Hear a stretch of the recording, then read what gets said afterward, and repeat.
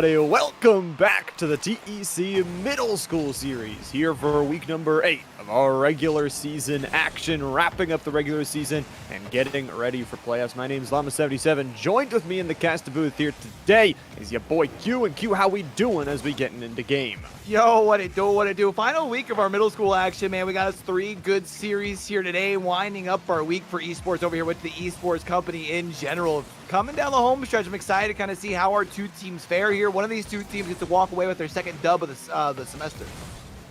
Starting out 1-4 here, as you did tell me before they started, but this one's going to be exciting. Of course, we are playing that best of 4 type action. Best of 5, excuse me.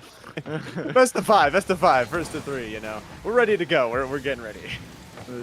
Best of 4 would be a new series for me, but let's get down to it here. I mean, both teams we've kind of seen trying to get some establishment of their offense going. It is going to be Frazier, though, who's going to be able to find the back of the net. Takes about a minute here as it's 1-0. Love this play. Aerial touch steals it away from the defense and pops it on in towards the net. And like you said, took a little bit of time to get this first goal on the board for Frazier. However, it does mean that there is a ton of time still left for West Green to try and find it. And like you mentioned, we've got some equal records. We know these 2 teams have been battling throughout the regular season, and they're fighting for every single seeding advantage they can get in the playoffs. Trying to see if they can get themselves a nice little spot. Try and move themselves as close to the middle of the pack as they can, right? I mean, the last thing that you want to do, especially knowing that you have a team like Charge here is Houston, who's sitting undefeated thus far. The last thing you want to do is end up in the last seed and have to place them in the first round. And I mean, not that Central Cambria looks much less scarier right now at 4-1, but you at least get yourself a little bit of a better draw here. And Frazier, of course, with that first blood drawn here, now off to a pretty good start. For them, they just have to keep the pressure on the defensive end. Through the first minute and 45 seconds here, they have been able to restrict West Green to 0 shots. That's absolutely huge. Able to shut down that offense of West Green that we have seen so many times already throughout this season. Frazier, though, it's the question of how consistent can you keep on playing. Yes, it's great to start out the series with a goal, but continuing to apply that pressure, continuing to make some incredible saves is what they're going to have to do stretching down the line. And of course, this is only game number 1. Like we said, we could have all 5 games here, Q, if we go the distance. I would love to see all 5 games. More Rocket League for me, please. Go ahead and serve that up on the plate. But as for now, it is Frazier who's continuing to keep the pace. They found themselves a second shot. They do still have the possession of the ball here as well. Kablamo says West Green Pioneer number 1, but the ball hasn't been cleared. Frazier still has the control down here on the offensive side. We just crossed that midway point, and it looks like they're trying to find goal number 2. Not going to be able to find it on that opportunity. It's a close one, though. Love attacking the air there, as it's going to be a backup and retreat from the Frazier squad. What to say, nice little aerial touches. Love to see the aerial dominance from both of these 2 teams, and Frazier really putting on the pressure. These touches down the field, the clears, getting their opportunities towards the backboard, and West Green still yet to record a shot, but they have had some great opportunities down the field for sure, too. Oh, an opportunity potentially here for West Green, but they're not going to be able to dial it up. It looked like they had an opportunity at the net there. Now it's going to be the squad from Frazier trying to flip the pitch, flip the script. But one thing that we have seen from this Frazier squad is they usually adapt this 2 up, 1 back sort of attack style, right? They don't send the third all the way forward. They really almost restrict that third all the way back to the goal post, which does mean they have 1 back for the defensive end. Makes it harder for them to put the pressure in the zone with a pitch here, and that's going to be Frazier getting their second goal. Huge second goal, and it's off of a different player than the first one. Really good patience, I gotta say. Teamwork as well to try and get that one on in the net. And it's going to be goal for goal, back-to-back for Frazier. Xbox 15 and Xbox 2 both able to take their wits about him. And only about a minute 30 left to go here for West Green to try and respond. You feel like for West Green here, even just getting yourself 1, giving that little bit of momentum and kind of that little bit of motivation, but I mean, they've been struggling to really get much going towards the net, still sitting at 0 shots through the first 4 minutes. Frazier's offense has been doing a good job, even though they've only been able to record the 3 shots. They spend a lot of time down there on that West Green side. And of course, a good offense does make a pretty good defense, especially when you've got the lead. Does feel good when you can hold on to that possession, play it down the field. Pioneer 3 is going to be putting the pressure on towards that back line for both these middle field touches, it's going to give them more opportunities across that backboard. West Screen have, like we said, had some good opportunities. This one even better. Pioneer 2 have found their first. There you go. You get yourself your first. You got 35 seconds on the board here still as well to be able to potentially draw up a second. Nice shot here, able to get it past the defender. Also able to put it just far enough ahead that we did see that second defender coming in from the right side of the screen, unable to get there. West Green have been able to cut this lead in half, but they do got to find a way to draw this to a tie. To find one more here at the late stages of the game. 30 seconds and Xbox 3. Every single member of Frazier gonna find a goal. Look at that, one for everybody. Everybody getting involved in this one, easy enough. FMS Xbox 3 gonna get themselves there. One there. 3-1. I mean, 10-second rule does say that it is still possible, but you got to get something going off the kickoff. They've been able to at least win the draw. Pioneer 3 trying to chase this thing down off the side wall. Doesn't gather the control right away and actually gives that thing back over to Frazier. Now trying to come in with the counter attack is 1-5-2 or 3-2-3, but unable to get that thing in the back of the net.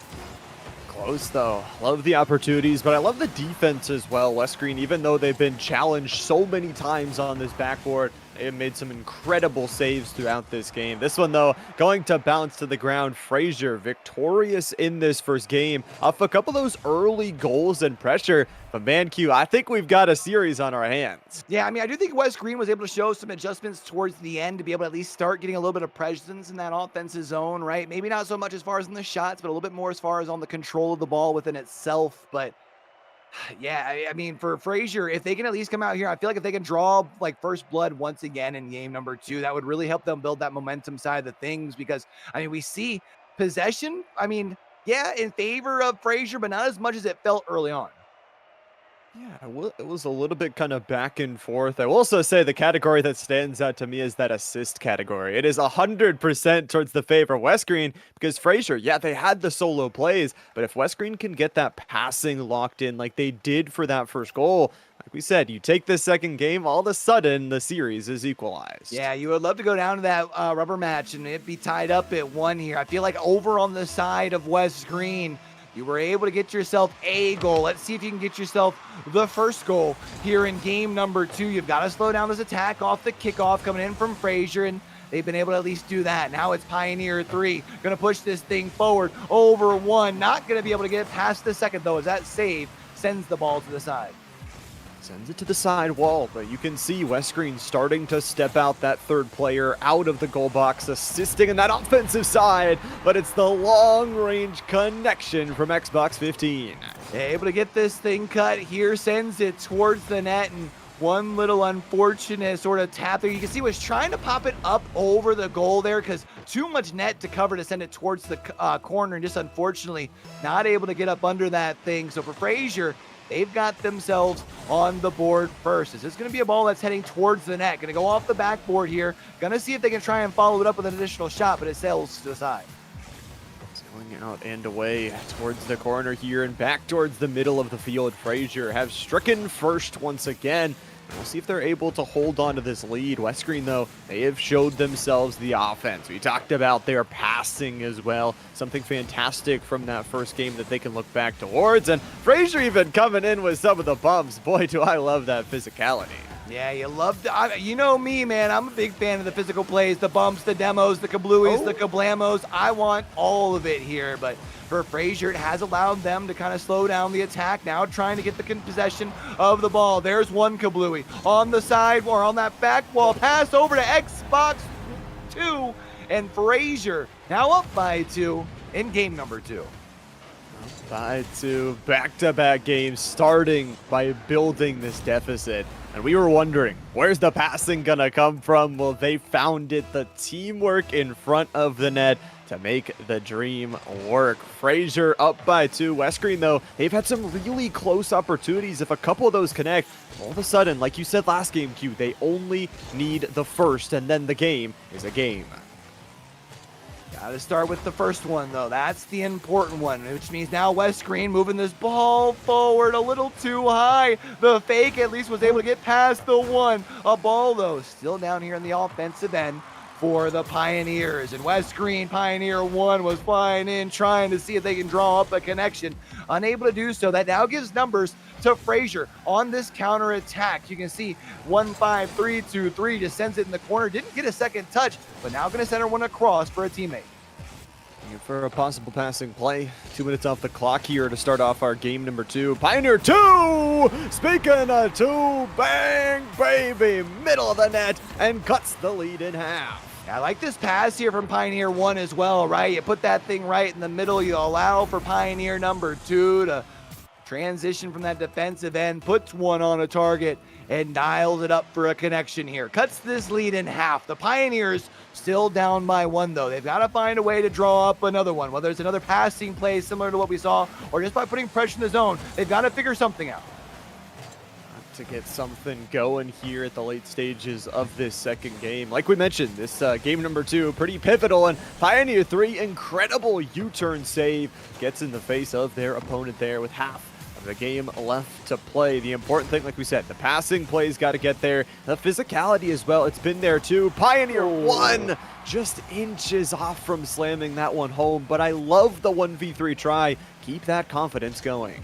Yeah, give it a shot, man. Shooters shoot, and the only way that you're going to put it in is if you give yourself an opportunity. You miss 100% of the shots that you don't take, but now it's going to be Pioneer 2 trying to see if they can get themselves another counterattack cooking. Pioneer 1 following up from behind, playing downfield.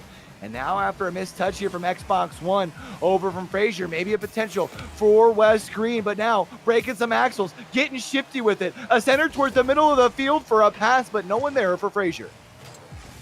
Things down in the middle of the field. Love to see it there. And the defensive stops, credit to the West Green defense. They have been there to back up the rest of the squad. And a couple of those saves as well recorded on the board. Nice passing play from Xbox 15. Tries to chuck that one right in front of the net, looking for another one of their teammates. West Green, though, down the field, top left corner. It was even a passing play. West Green getting creative with it.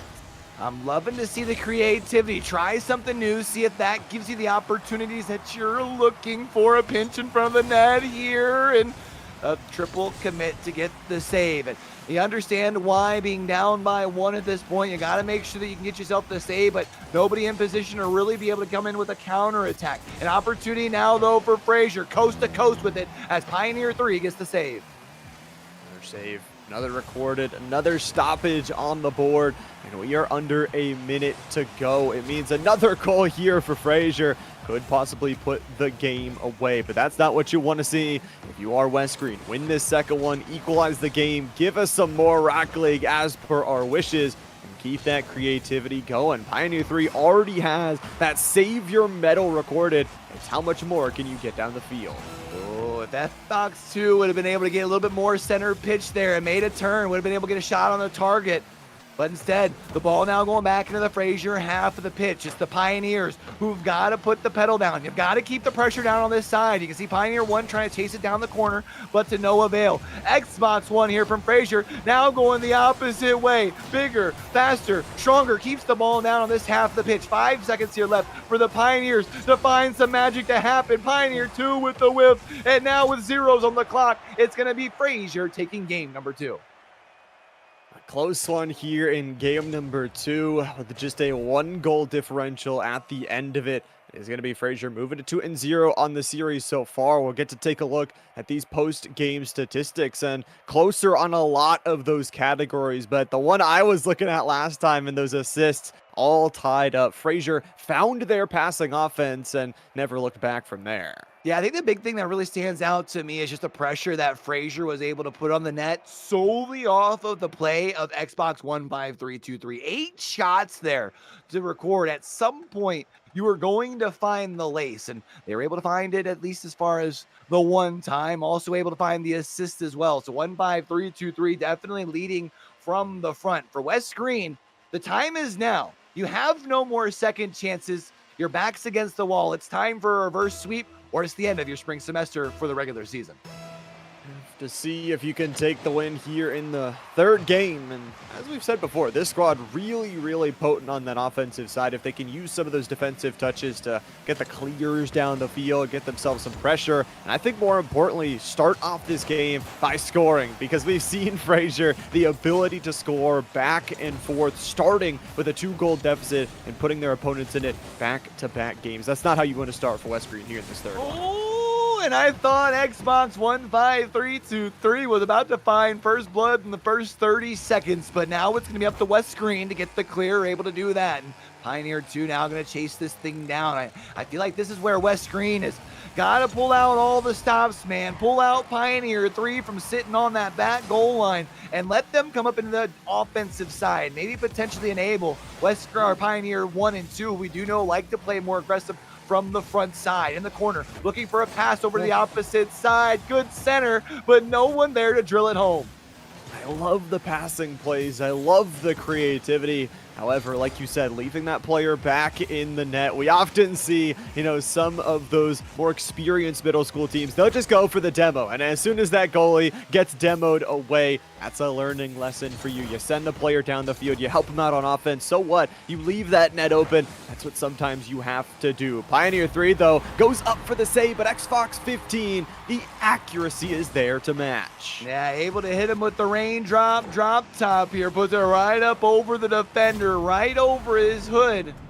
And right there, that's going to be the lead once more for Frazier. And you talked about the importance for the Pioneers for trying to see if they can get that lead first. They are now once again having to play from behind with a nice play from 15323, although it does go off the top post. 3 Pioneers now able to play downfield with no defenders in front of them, but they've got to get control of the ball.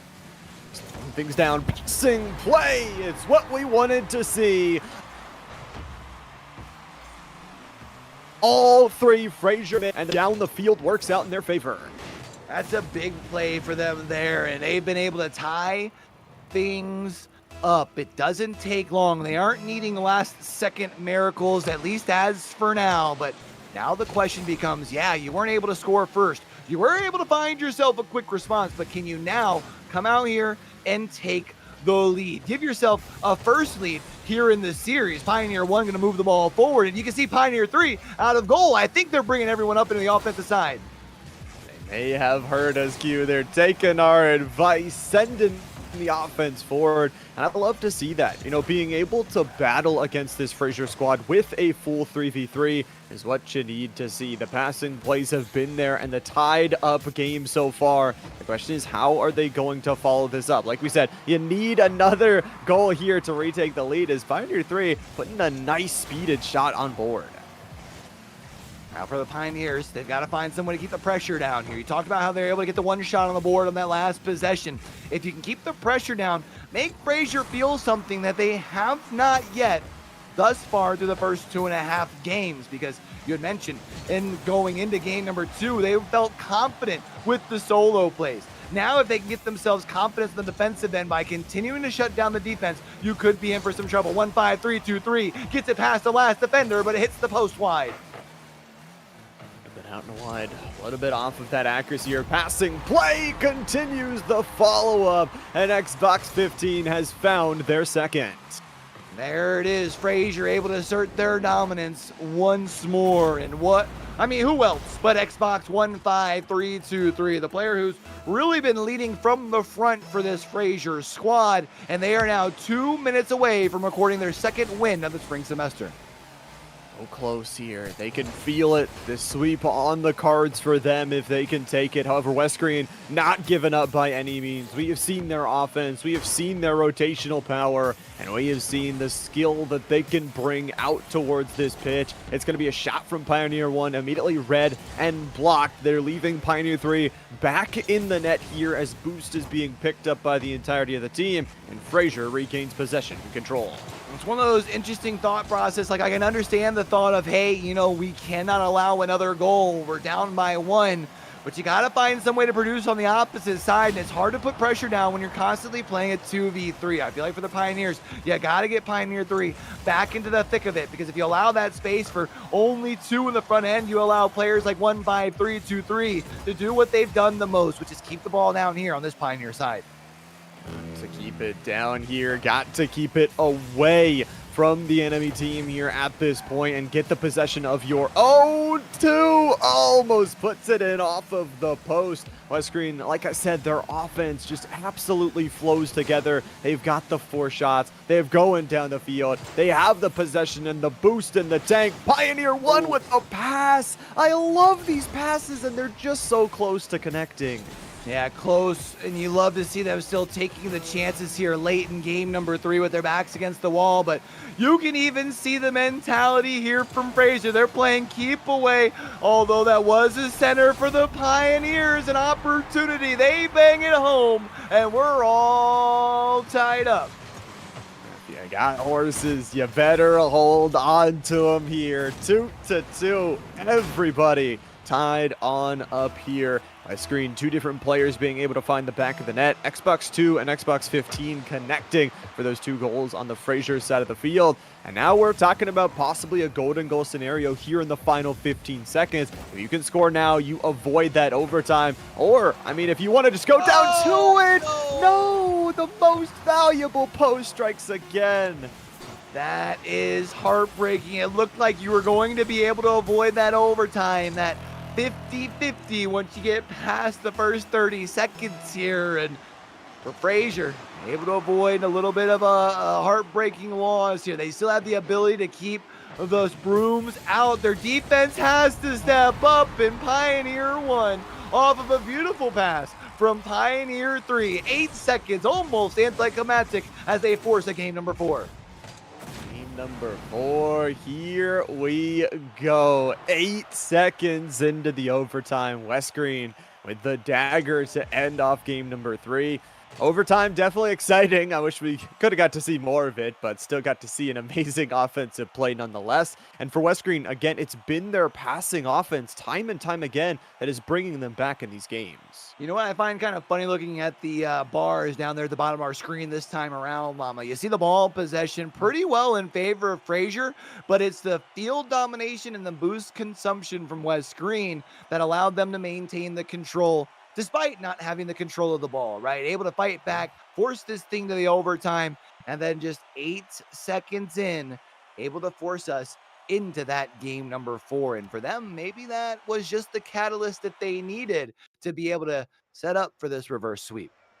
Oh, I don't know if my heart could take it if we go to the game 5 after this one, but I know I love some Rocket League, so let's see it. Bring it on for West Green here. It is still a game they need to win to force that game number 5, and Frazier, they have a chance to win it as well. They could close out the series still with this game, but like you said, if they lose it, might be losing all that momentum they built up at the start of the series. Yeah, especially because we have seen West Green starting to figure things out. They figured out what it works for them against this Frazier team. Even though Frazier might be controlling the ball, they're doing a good job of controlling the pitch and the boost as well. Pioneer 3 going to be working their way over towards the side wall, chasing the ball down. Going to be able to keep the control of it as well, but no boost in the tank. Cookies taken by Xbox 15323, moving it up, trying to follow it up with a shot from the teammate, but that sails back to the side, and crisis averted as far as for West Green.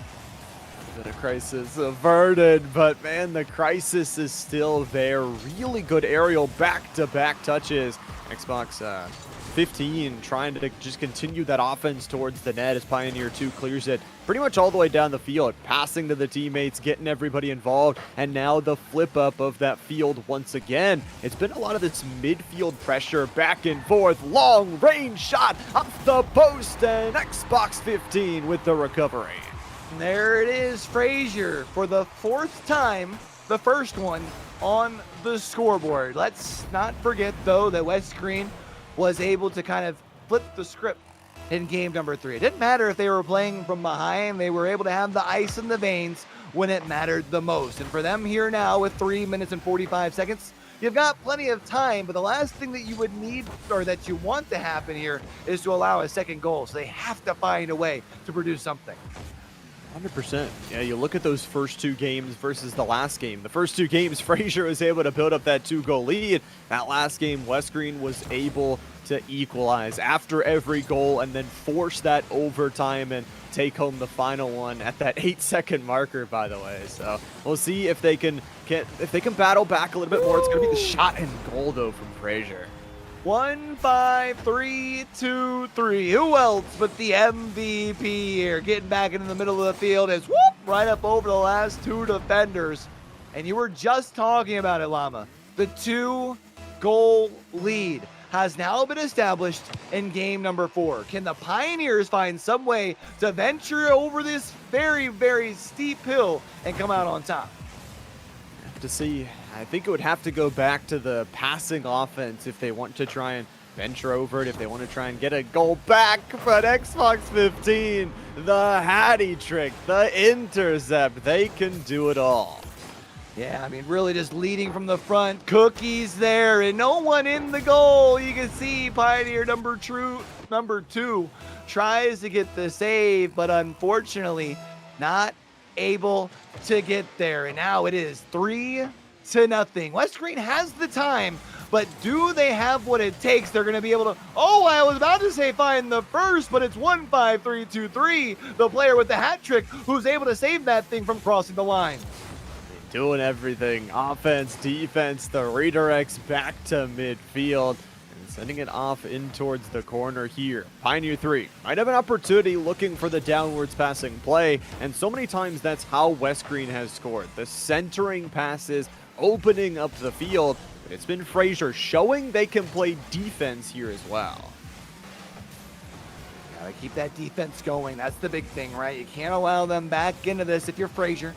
As far as on the side of West Green, your defense has to keep it airtight for these final 2 minutes. And then you have to find some way to turn that defense into offense. The more that you allow Frazier to sit down on this side, nonetheless, the fact that they're doing it with 2 players, meaning that you have Xbox 3 sitting back in the net, able to come in with a big booming clear like we see right here. Anytime that ball gets advanced too far forward, West Green has to find something, and they've got to do it quick.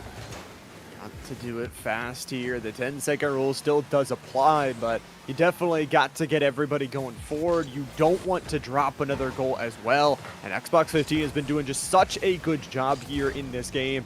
Frazier looking to pick up their second win of the season. Again, they're still leading by 2-1 in the series. If they close out this game, it would close out the series and their season in a win. But West Green is looking to battle. They're putting the possession forward. They're giving themselves chances. They've got a minute and some change to still try and here get a little bit of scoring going. The only problem, though, Llama, is now instead of 3, it's going to take 4. And thanks to who? Xbox 1-5-3-2-3. 7 shots on target, over half of which have been able to find the lace.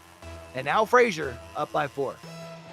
It's a nice healthy lead in case the comfortability wasn't enough. Pioneer 3 off the kickoff. Forget the deficit. They want to score. There it is. You got yourself the first, and maybe that's the jump start to the system that was needed from this Pioneer squad, especially from Pioneer number 3, the player who generally has been the defensive specialist, able to get themselves one. Now Pioneer 1 getting up out of the goal and going to push this ball forward. Although I don't think the Pioneers are keeping 3 up in the offensive half. They are always making sure that 1 is rotated back. 1 minute here left, and the Pioneers still need 3 more just to force an overtime.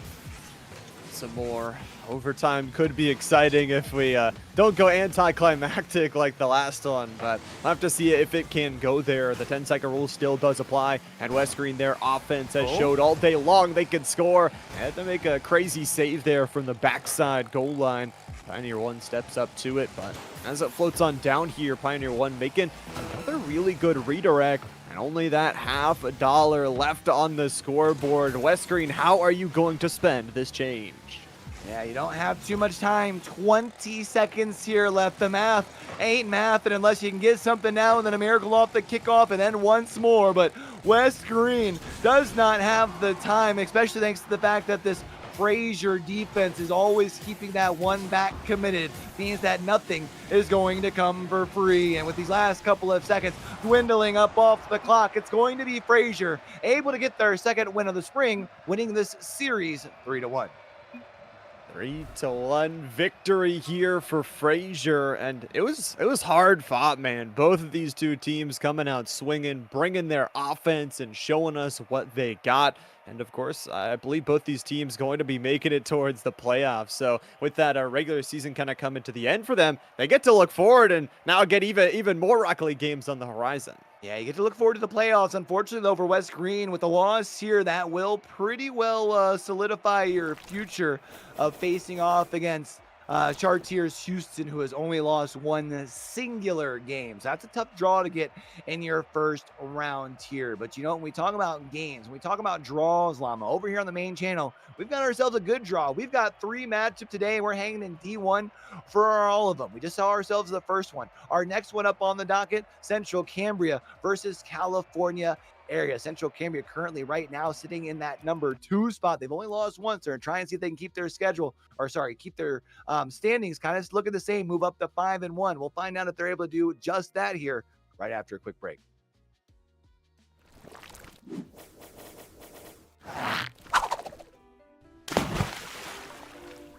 Hey, yo, what it do? It's your boy Q, and we got just 2 weeks left of our regular season over here for our TEC High School series. And y'all already know how we do on Tuesday. We get down and take to the pitch for some Rocket League. But before we do that, we had a lot of games last week. So let's go ahead and check in and see how our teams fared and set the stage before we head down the home stretch for the spring. Let's get it.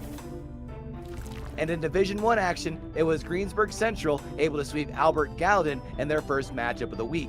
And what's better than one sweep? Oh yeah, dudes, 2 sweeps, this time against West Green. And it was Shadows leading the way through both series with a combined 13 goals, 6 assists, and 8 saves. And that's going to move Greensburg Central up to 3-2 on the semester. Franklin Regional were also able to pick up a W over West Green. 3 straight games, and the Panthers were able to limit the West Green squad to just 2 goals. And it was Duhan leading the way with 8 goals and 5 assists, as Franklin Regional moved to 2-4 on the semester. And Forest Hills had a makeup game against Winburn area, and they were looking to get things done quick, fast, and in a hurry. 3 straight games for Forest Hills, and it was Fungus leading the team in goals with 8 of them thanks. Step aside, Pig B, able to get 3 saves as well. And let's talk about Penn Trafford. In a series where they outscored their opponents 20-5, Penn Trafford broke out the brooms against Fraser High School in their first series of the week. Their second series of the day, though, a banger. 5-game series against Laurel Highlands that went the distance. And in both series, it was literally Johnny doing it all. 21 goals, 6 assists, and 7 saves, as Penn Trafford moved to 5-2. And it was the Goats from Greater Altoona who were able to move up to 4-2 on the spring with a dub over Laurel Highlands. And they looked good doing it too. 3 straight games. The Goats move up to 5-0. Definitely wouldn't want to see this squad on my schedule heading down the home stretch. And it was Boyertown able to hold it down against Franklin Regional, sweeping the Panthers, moving themselves to 2-3. And they looked quite good in their performance last week. And rounding out our Division 1 action, it was California area, the number 1 seed and only undefeated squad left in the spring, able to pick up a big win against Boyertown. And it was Iguavo doing it all, literally leading in every single category. 7 goals, 5 saves, and 6 assists. Talk about an MVP performance.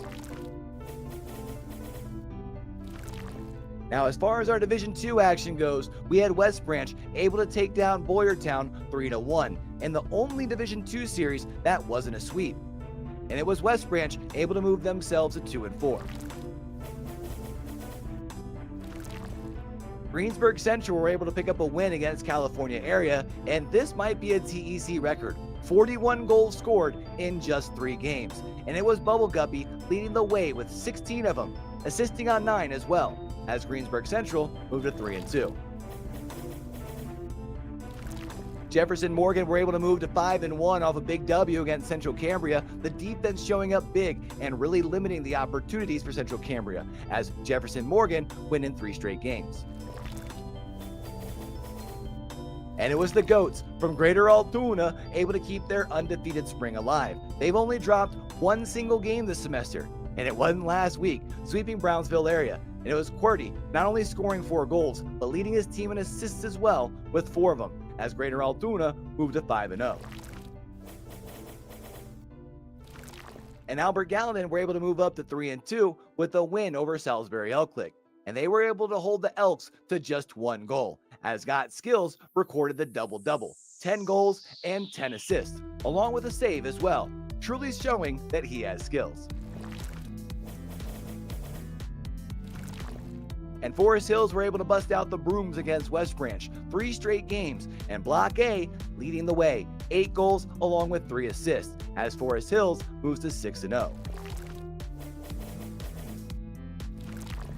And it was Westmont Hilltop able to come out on top in their matchup against Franklin Regional, holding the Panthers to just 5 goals in their sweep, as it was Moose scoring 8 and saving 9 of them, along with dishing out 8 assists as Westmont moved to 3-2. And last week's D2 game of the week ended up being a doozy. Don't let the 3-0 scoreline fool you. All 3 games were close and really didn't get decided until the very end. But Gateway keep their undefeated spring alive, moving to 5-0. And now that we've gotten to see how last week's action broke down, let's go ahead and see who's moved up, down, or out of our Division I Power 5 rankings.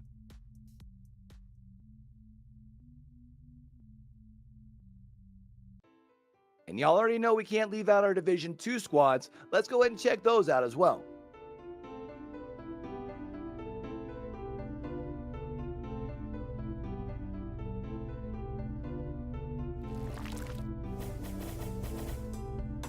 And here's our overall standings for our Division I Rocket League thus far.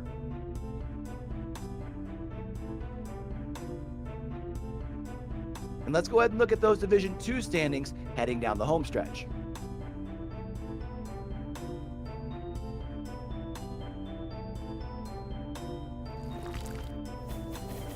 Now, there's a particular matchup that you're looking for. Let's go ahead and take a look at our schedule for week number 8, so we can make sure that we got y'all in the right spot to catch the action live. I know my matchup to watch is going to be Boyertown versus Connellsville High School. 2 teams just outside the playoff picture that could both use a big W heading into the final week. And in Division II, let's go ahead and keep an eye out for a battle between 2 one-loss squads in Jefferson Morgan versus Richland.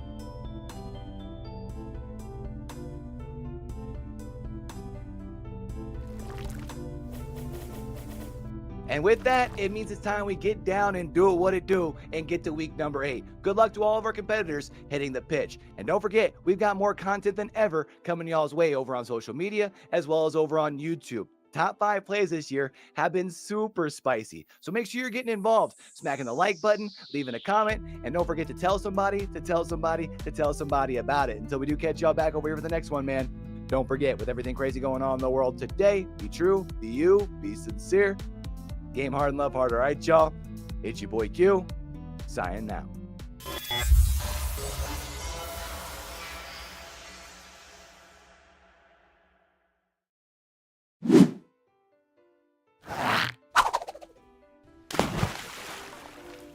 Hey, yo, what it do, what it do?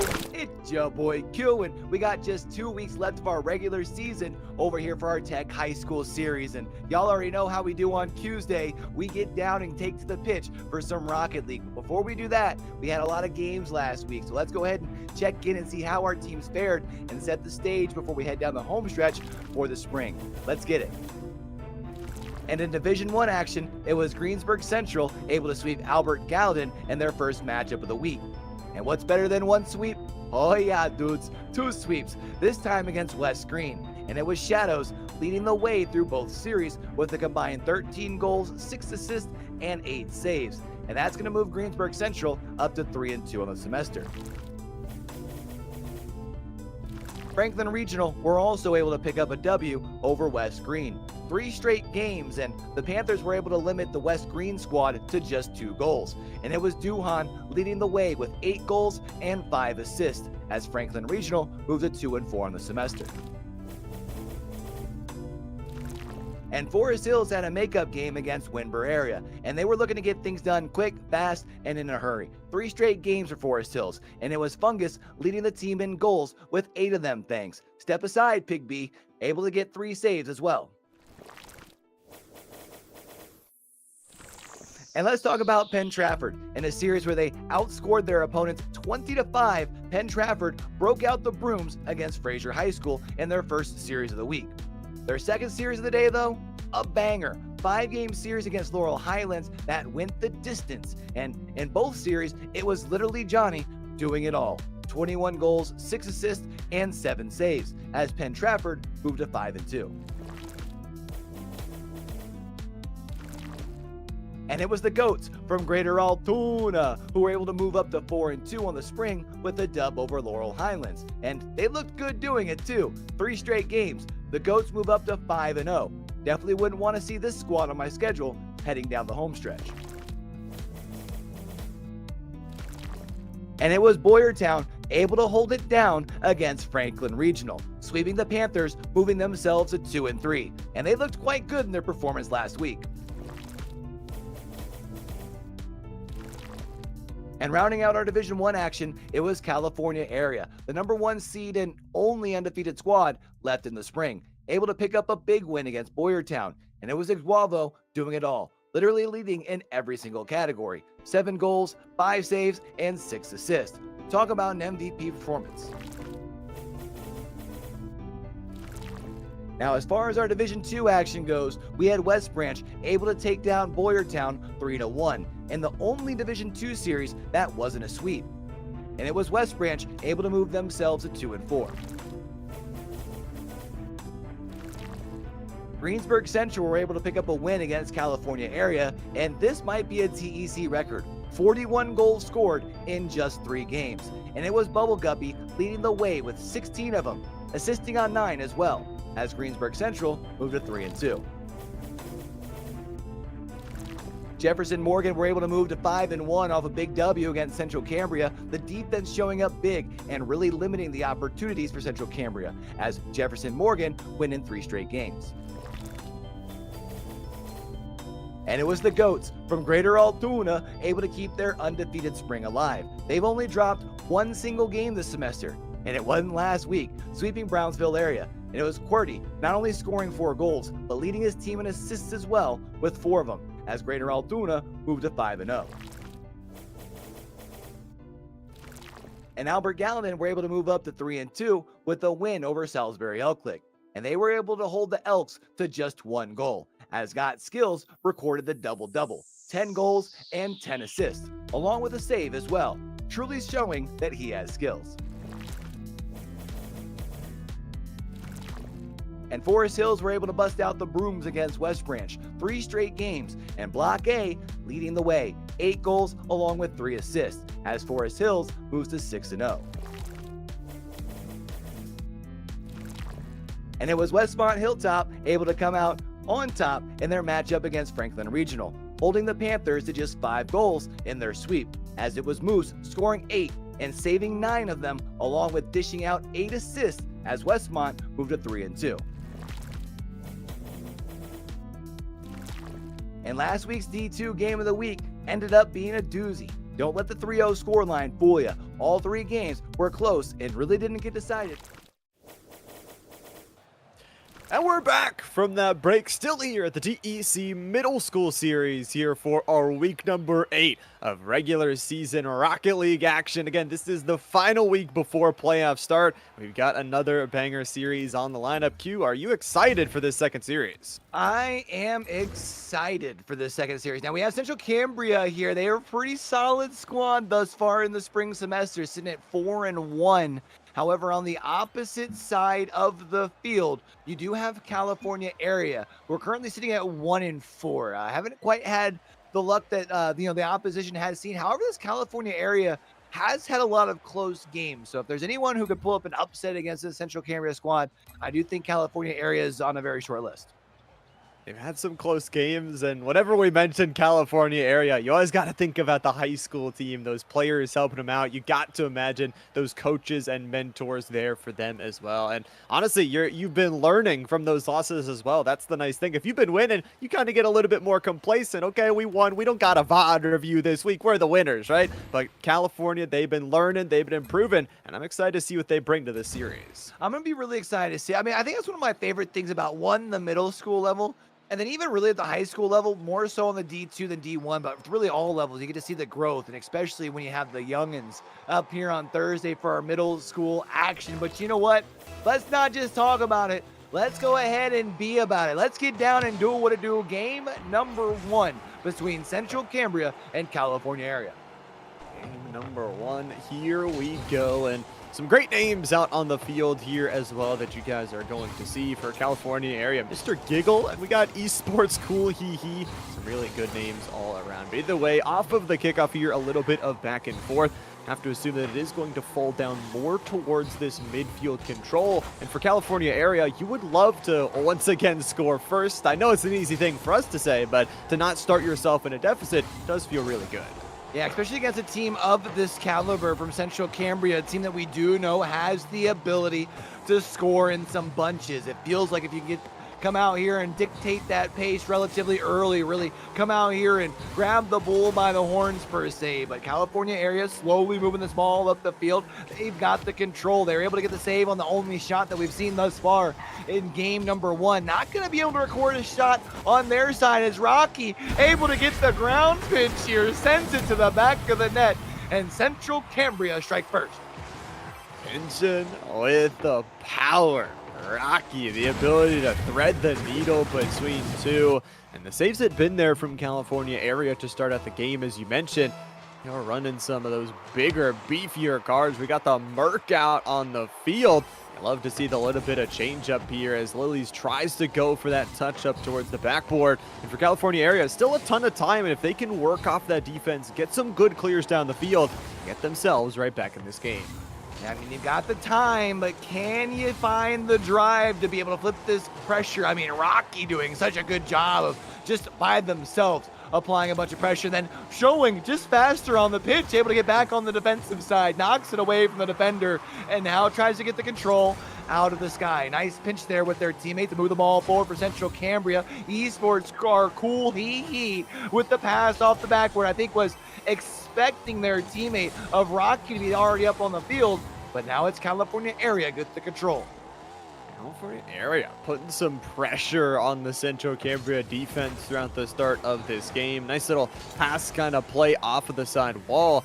I gotta say, just gotta be a little bit careful about that friendly fire. Make sure you're communicating which one of you is going for it so that you don't kind of run into each other on those rotations. But a really good offensive zone possession time there for California area. They'll have to back up though as Esports Cool is bringing it to their nets. Rocky in the sky was looking to try and dial things up off the pass there, but no dice. And now an opportunity for California area, but who else but Rocky able to get the block on the side and able to get that thing towards the side wall. And now looking to try and find some way to flip the pitch. However, committing to boost over ball, a risky decision, especially in your half, giving the possession to Mr. Giggle, but they are not able to make him pay.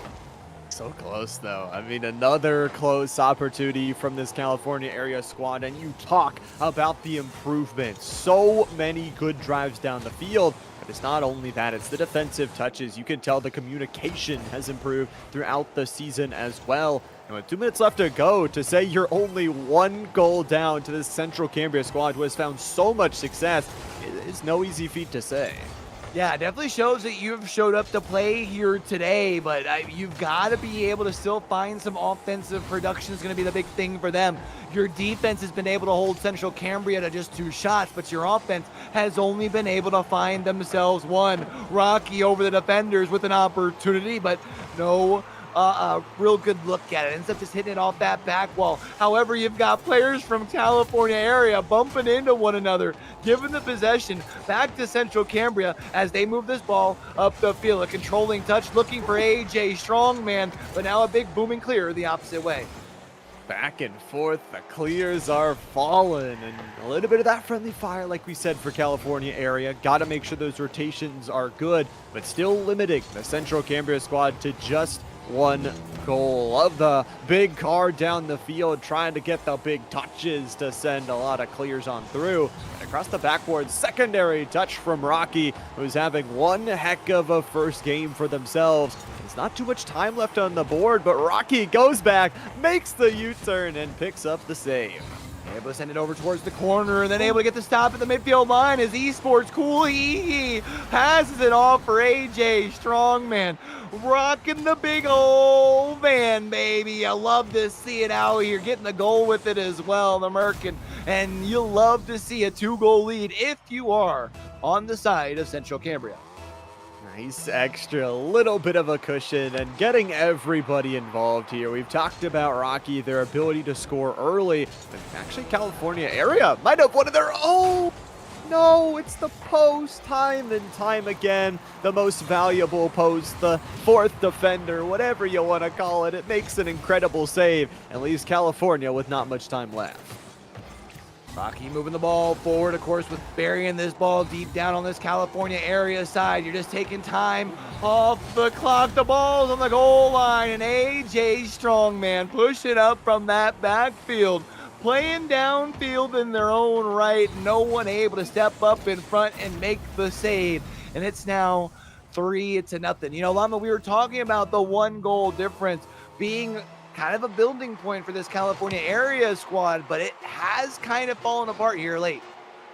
Definitely has. I mean, you talk about the dynamic duo on the other side that has been able to break that apart. Esports cool and AJ Strongman back-to-back teamwork goals. Central Cambria, the victors here in the first game. And California area put the fight into them, and this is only the first game of the series. Yeah, only the first game. I think the big thing for me for California area is they're going to have to find some way to really assert themselves. Not only were they losing the ball possession, but they're also losing the field domination battle as well. It was playing a little bit more down on their half of the field, although it did feel like up until that last, 45 seconds or so, it was a little bit closer to the 50-50. So I don't know if it was just things starting to kind of get a little loose since you were kind of playing from behind and you felt like you had to start applying more pressure, or if we saw Central Cambria making some adjustments, because if they made the adjustments here in game 1, watch out in game 2.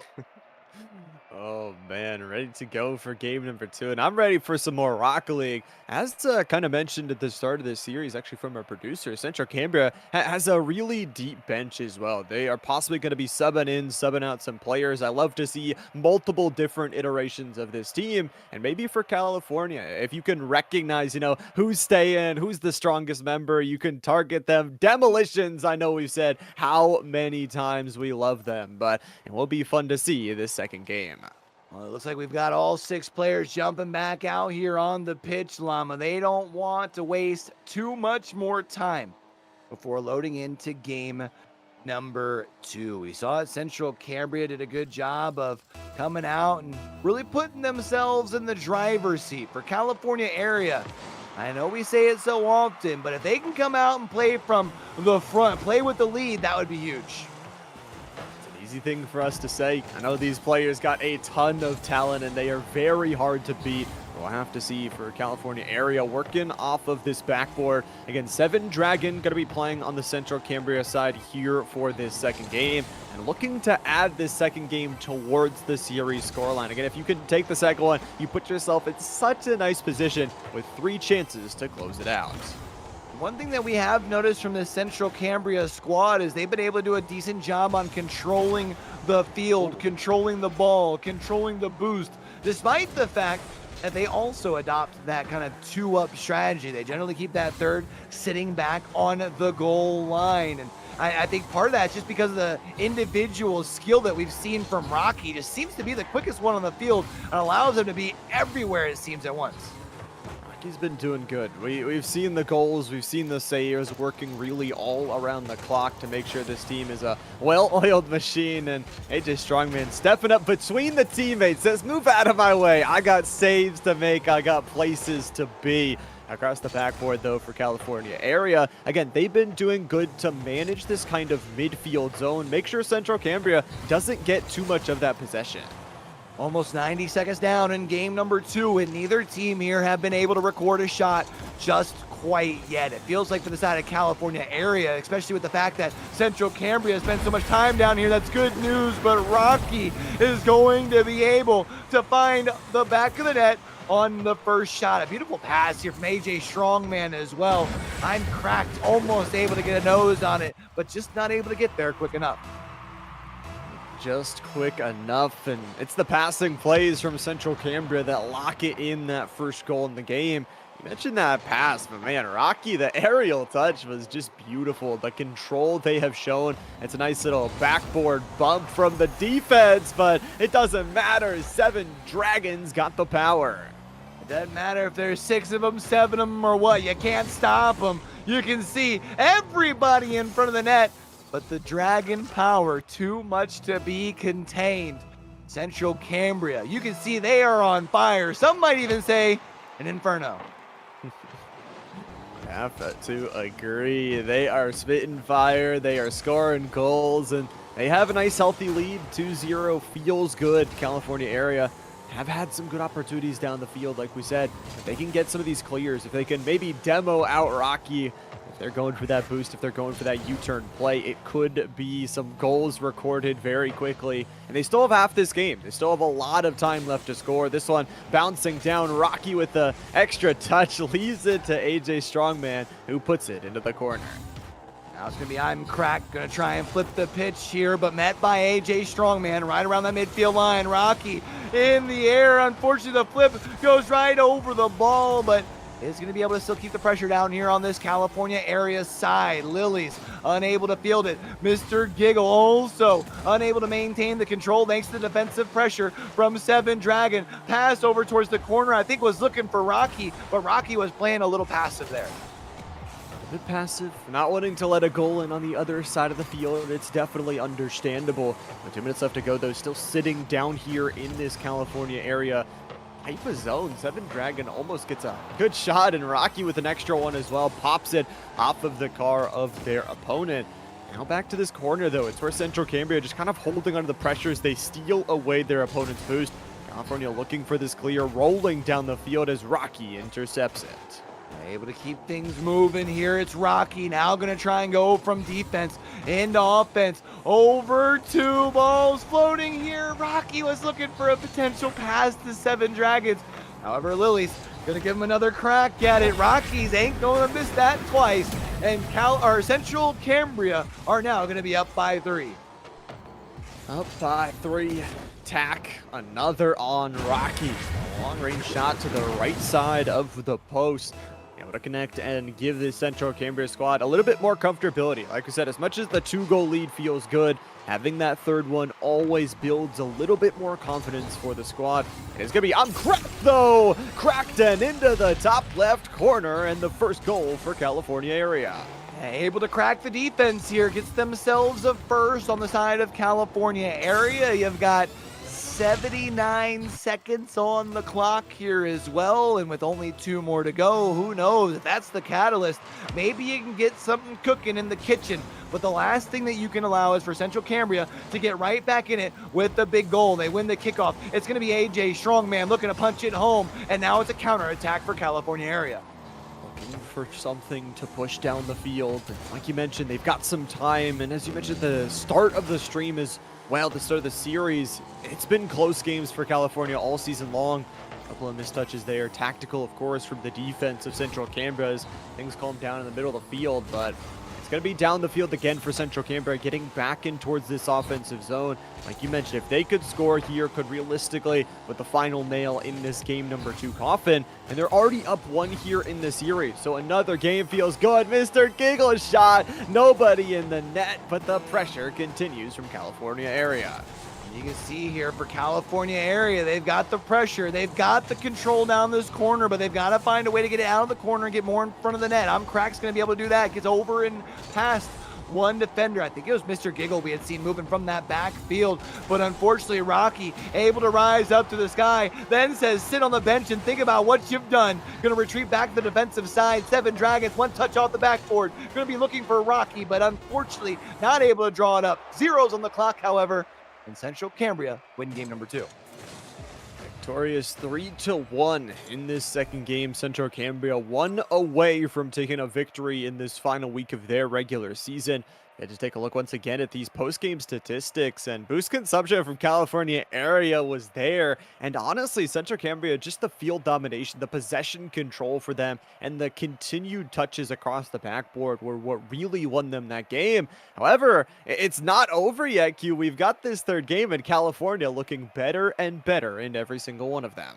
Yeah, looking better so far here. I mean, you got to wonder, though, for California area, what's the fix, right? I mean, with only one shot on the board, yeah, you can hold on to the copium about, hey, you know what, efficiency was the key, but you still got to find some way to be able to produce the shots down on the other side to eventually find the openings to find those goals here. Again, Central Cambria, with as much pressure as they were able to keep. This time, look at the field domination. I mean, only 34% from California area, 45% on the side of ball control. Something's got to change.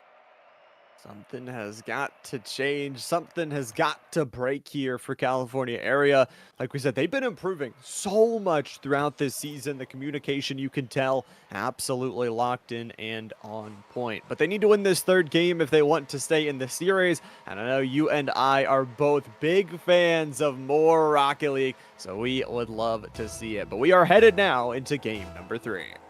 California area, they've got to come up here big in this first minute and a half. They've got to find some way to really set the tone, even if it's not by finding the back of the net. It's by not allowing Central Cambria to do just that on their defensive side. And it is worth noting that on the side of Central Cambria, Neon Stars, another player going to get swapped out. You love to see a team that's able to produce so much success while also being able to swap out his talent. It's kind of crazy, as we talked about. They're very deep bench. Rocky has been the player now for 3 games that has stayed here, but been able to swap in players, still find that success, and still be able to keep that cohesion. That's one of the hardest things, is finding the communication factors. To say it, a little bit of friendly fire there, leaving an opportunity for Mr. Giggles. And shot does follow it up with a corner touch from Cracked. Really good defense, though, from Central Cambria. This is a good switch up for California. They fire and fire into that offensive zone and then leave that defender back to make the saves. Speaking of the saves, you saw one come across there off of that shot. And we talk about shots. I mean, California area, they have found a way to start producing some thus far in the first 70 seconds. They've got 4 shots. They've helped Central Cambria to half that. 2 of them things. So for them, if they can continue to restrict the time down here on this side, but you've got to close the gap on that. You allow Rocky to come downfield, allow him to have a whole net with only 1 defender. He's going to make you pay every single day and twice on Thursdays. Making you pay every single day. And scores the first here for Central Cambria. It's a lovely play, and you talk about Rocky so many times throughout this series. Plays with that space so perfectly, knows their knife's edge and how they can play it, and not going too far in, not going too far out. Perfectly plays shots all day long. Central Cambria back in that lead, and California area, as you mentioned, they got some good production to start out this game. They are going to need a goal, though, if they want to try and equalize. Gotta find some way to get themselves a goal, and of course that starts with getting this ball out of the defensive end, not by centering it for a player from Central Cambria. And I thought 7 Dragons was going to be able to make them pay there. Rocky does a good job of moving up from the midfield line, keeps the ball on the offensive side. 7 Dragons again trying to chase that thing down off of the cross. A beautiful pass, but unable to make it a connection. Connection on the pass. Follow-up play here in the middle of the field. About half this game left to play. Rocky slams under the wall, leaving it for Mr. Giggles and co. from the California area side. They have to calm things down at the defensive end. Again, looking for these clears is what it has to be for themselves. Half the game left to play, though. Like we said, there's so much time left to just score 1 goal. That's all it is right now. That's all you have to think about. Don't think about any of these other games, and 1 goal becomes 2. Yeah, 1 goal becoming 2 here is tough, but they do still have plenty of time, right? They've got a whole half of Rocket League to play. And when you look at the fact that The shot counter is tied. That may indicate that California area is due to find the back of the net, but it has to happen soon because the more that this clock continues to tick, tick, tick away, they're going to be feeling more and more pressure. Pressure going to be there here, and of course for Central Canberra as well, they have those extra 2 games. Like we said, if California area is able to come back, they aren't feeling too much pressure right now. They have built up a nice lead for themselves, and Seven Dragon, credit to them, 2 great assists on 2 great goals from Rocky. They've been setting each other up, playing selfless, and that's what you want to see, especially in this threes mode of Rocket League, as we hop under the 2-minute marker. Sevens Dragons with a nice little passing play off the sidewall. You had mentioned how there was 2 great passes. Let's make it 3. The hat trick here for Rocky. And now time really becoming of the essence for California area. Grain to the hourglass starting to fall on down for Central Cambria. Like you mentioned, hat trick for Rocky, playmaker medal for Seven Dragon. Feeling really good here at the end of this 3rd game. California area, though, like we said, it's not over. You still have some time, and anything you can get against this squad from Central Cambria has looked pretty much untouchable throughout the entirety of the regular season. Go back to their VOD review later. You can go and see where did we score, where did we find our success, and then take that into the playoffs. Gotta find something here. Gotta get some sort of building blocks for you if you're California area. I mean, where they're sitting at, I believe they should still be pretty solidified in their spot, but I could be wrong on that here. But for I'm correct, they want to try and see if they can get something cooking, close that gap. Not going to be able to do it, but you can see double timing it. Back on the defensive end, a couple of players all fighting over the ball. Leaves a wide open opportunity for Rocky, and Rocky finds their 4th. I just love every single time Central Cambria, they see an opening, they take it. They don't hesitate, and it'll be the 4th goal in this game for Rocky, the player that has, again, been kind of staying throughout these 3 games. The rotations, though, you got to say, bringing in Seven Dragon there in that 2nd game really ignited the offense as well. California area, they've been playing some stellar defense, but it's just so hard, Q. You have to play perfect defense all game long. You make one mistake, Central Cambria is there to capitalize. Yeah, I mean, they're a team that just does a really good job of being able to emphasize your mistakes and really make them show with the way that they're able to punish you for them. And we've seen it so many times here today, especially Rocky. I think the big player who's really been able to show that. Seven Dragons a couple of times as well. And in these final 30 seconds, it's basically all just a matter of time here now. Central Cambria has built themselves up such a lead. Even if we see a ball get punched across here, there's not enough time to make anything happen, but instead a big clear comes across.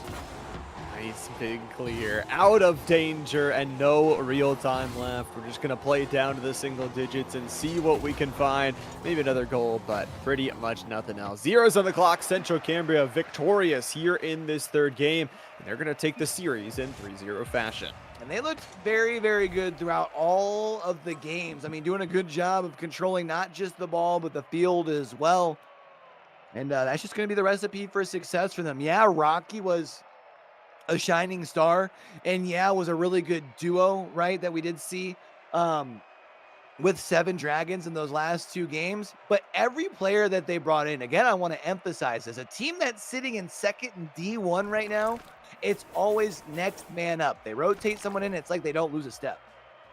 They really don't. They've got a really deep bench of talent, and it'll be kind of exciting because usually when we talk about middle school, we're thinking already about, okay, you've got 1 or 2 seasons, and then you're going straight up to the high school team. With so many players on the bench, you wonder, you know, you got probably a couple more years of talent. You got a couple more years of domination. Of course, you mentioned their overall ranking. They are looking forward to these playoffs and probably looking to bring home a trophy. The good news for California area, everybody is making the playoffs for Division 1. So you will at least have a round 1 matchup. Make yourself a round 1 matchup. Who they get, only time will tell for that first round. But that is going to wrap up our 2nd matchup for the day. We only have 1 more left, and we just saw the team with the 2nd best record in Division 1. Now it's time to see the team with the best record in Division 1 for our middle school series. Chartiers Houston, they've only dropped a single game, Llama. So it's going to be a tall order for Trinity Middle School. We'll see if they've got what it takes to pull off the episode. We'll bring our last matchup to y'all on the day right after a quick break.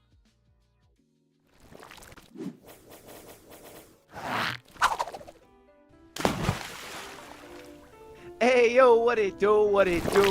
It's your boy Q, and we got just 2 weeks left of our regular season over here for our Tech High School series. And y'all already know how we do on Tuesday. We get down and take to the pitch for some Rocket League. But before we do that, we had a lot of games last week. So let's go ahead and check in and see how our teams fared and set the stage before we head down the home stretch for the spring. Let's get it. And in Division 1 action, it was Greensburg Central able to sweep Albert Gallatin in their first matchup of the week. And what's better than one sweep? Oh yeah, dudes, 2 sweeps, this time against West Green. And it was Shadows leading the way through both series with a combined 13 goals, 6 assists, and 8 saves. And that's going to move Greensburg Central up to 3-2 on the semester. Franklin Regional were also able to pick up a W over West Green. 3 straight games, and the Panthers were able to limit the West Green squad to just 2 goals. And it was Duhan leading the way with 8 goals and 5 assists as Franklin Regional moved to 2-4 on the semester. And Forest Hills had a makeup game against Winber area, and they were looking to get things done quick, fast, and in a hurry. 3 straight games for Forest Hills, and it was Fungus leading the team in goals with 8 of them things. Step aside, Pig B, able to get 3 saves as well. And let's talk about Penn Trafford. In a series where they outscored their opponents 20-5, Penn Trafford broke out the brooms against Fraser High School in their first series of the week. Their second series of the day, though, a banger. 5-game series against Laurel Highlands that went the distance. And in both series, it was literally Johnny doing it all. 21 goals, 6 assists, and 7 saves, as Penn Trafford moved to 5-2. And it was the Goats from Greater Altoona who were able to move up to 4-2 on the spring with a dub over Laurel Highlands. And they looked good doing it too. 3 straight games. The Goats move up to 5-0. Definitely wouldn't want to see this squad on my schedule heading down the home stretch. And it was Boyertown able to hold it down against Franklin Regional, sweeping the Panthers, moving themselves to 2-3. And they looked quite good in their performance last week. And rounding out our Division 1 action, it was California area, the number 1 seed and only undefeated squad left in the spring, able to pick up a big win against Boyertown. And it was Iguavo doing it all, literally leading in every single category. 7 goals, 5 saves, and 6 assists. Talk about an MVP performance. Now, as far as our Division 2 action goes, we had West Branch able to take down Boyertown 3-1, in the only Division 2 series that wasn't a sweep. And it was West Branch able to move themselves to 2-4. Greensburg Central were able to pick up a win against California area, and this might be a TEC record. 41 goals scored in just 3 games. And it was Bubble Guppy leading the way with 16 of them, assisting on 9 as well, as Greensburg Central moved to 3-2. Jefferson Morgan were able to move to 5-1 off a big W against Central Cambria, the defense showing up big and really limiting the opportunities for Central Cambria, as Jefferson Morgan win in 3 straight games. And it was the Goats from Greater Altoona able to keep their undefeated spring alive. They've only dropped 1 single game this semester, and it wasn't last week, sweeping Brownsville area. And it was QWERTY not only scoring 4 goals, but leading his team in assists as well with 4 of them, as Greater Altoona moved to 5-0. And Albert Gallatin were able to move up to 3-2 with a win over Salisbury Elklick. And they were able to hold the Elks to just 1 goal, as Got Skills recorded the double-double, 10 goals and 10 assists, along with a save as well, truly showing that he has skills. And Forest Hills were able to bust out the brooms against West Branch, 3 straight games, and Block A leading the way, 8 goals along with 3 assists, as Forest Hills moves to 6-0.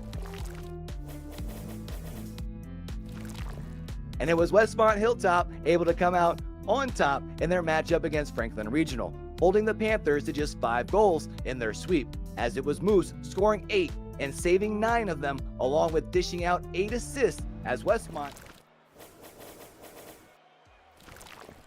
And we're back from that short break, still here at the TEC Middle School Series here for week number 8 of our regular season action to conclude and get ready for playoffs. Cue the final series of the day, and possibly one that could have some serious playoff implications. Yeah, I mean, for Chargers Houston, I think even if they lose all 3 in a row, I think their round differential is still fine for first place. The big thing's for Trinity, right? Making sure they can really solidify themselves in the middle of the pack. I know that they're right now in 5th. I think they have the ability to still like close that gap a little bit, especially depending on how their game against West Green went, because they could potentially be able to move themselves up to, I think it would be what, 3-2 if that's the case. So if that's the case, they're able to really move themselves into a good position for playoffs. That'd be awesome. I mean, we've said it before and we'll say it again. Every single placement up or down really does matter in those playoffs. I mean, it could matter against facing an undefeated team or a team that does play at your exact same record. So those playoffs are going to be exciting, but we are heading into our final series of the day. Trinity in blue, Chartiers in red. Let's get it going. Let's get down to it again. Keep in mind, this Chartiers Houston squad has not surrendered but one game, but it only takes Trinity 7 seconds to find the back of the net, and Trinity will be in the lead first. You see the triple commit there, and they recognize it too. Just the steal away and the first goal towards Trinity. And as you mentioned, for Chartiers, they played a really good regular season, and it reflects in their overall scorecard. For Trinity, their record is kind of elusive. They're 2-1. They had that game earlier, but they have played at a very high level in all of their games. So again, if they could take down Chartiers here, it would be an absolute statement victory. And their offense is flying off the charts with a second. 26 seconds, and they have scored twice. Thanks to the true gamer Leland finding that one there from right around the midfield line. And for Trinity being up by 2, now is the time for you to really be able to put the hammer down. This is game 1. You're trying to set the tone for the entire series. That you are. I mean, if you can get out, get with some confidence, and especially if you can hold this scoreline. I mean, I know it's hard to shut out the Chartiers squad, but if you can, if you don't let them get a feel for their offense, that could be a snowballing into a victory here in this series. Of course, it is, like we said, a long game number 1. We still got some time left in the clock, but this is exactly how you want to start it. With confidence, winning 50-50s, and playing with phenomenal aerial control. Yeah, I mean, the good news for you for Trinity, if you see Chartiers Houston make some adjustments and then find some success, they're still only closing the gap. So that's the kind of like the luxury that you've afforded yourself with the 2-goal lead here. And as for now, Chartiers still has to find some way to get this ball out of their half of play. They have yet to record a shot through the first 80 seconds. To record a single shot, but they're on offense here. Motori's DJ popping their first shot on the board, but True Gamer Leland, another nice statistic recorded for themselves is the save, but no save on this one. Drizzy waffles towards the middle of the net. This is big here. I mean, everyone kind of getting involved. Nice little pass towards the middle. Drizzy waffle, just a nice little shot here as well. I mean, what more can you ask for? A nice little easy dial-up. Chartiers Houston able to cut this lead in half. Question is, can Trinity find a quick response and maybe we'll re-extend it too? That is the real question. Can you find that response? Ghosts right off the rip. Absolutely beautiful. Takes a shot towards the top left corner.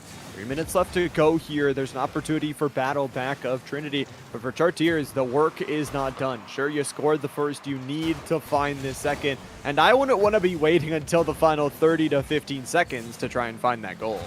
Yeah, they definitely don't want to be waiting. But you know what? You can see Ghost is going for that demo to see if they can try and lead the charge for that offensive attack from Trinity. Drizzy Waffle says, I'll show you how it's done.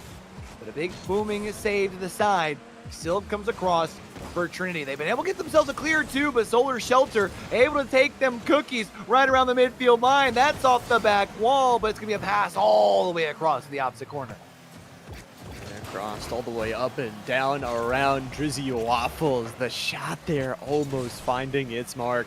And with half of this game left to play, man, this first game has been really exciting. The fake actually coming through from Trinity as they give it over towards Ghost. Sends it to the corner, steals away the boost. Controlling a lot of the resources in this arena is going to be important. Drizzy Waffles, though, another couple close shots here for them on back-to-back occasions. Yeah, Drizzy Waffles seems to have found themselves a way to be able to really get this ball and find some pressure down the opposite side of the field. We've seen them be able to do it a couple times. Now going to be looking to take to the sky, not going to be able to draw it up. Solar, Shelter, just a tad bit high. Ghost, though, able to get past the midfield line, back and forth. A tug of war, really, around the control of the ball and the control of the field, right around that midfield line that's drawn up here as Motorious DJ moves it into the Wet Trinity's territory. Gets a shot on the target technically, but an easy save, and now it's a bit clear the opposite way. It's clear. They send down the field.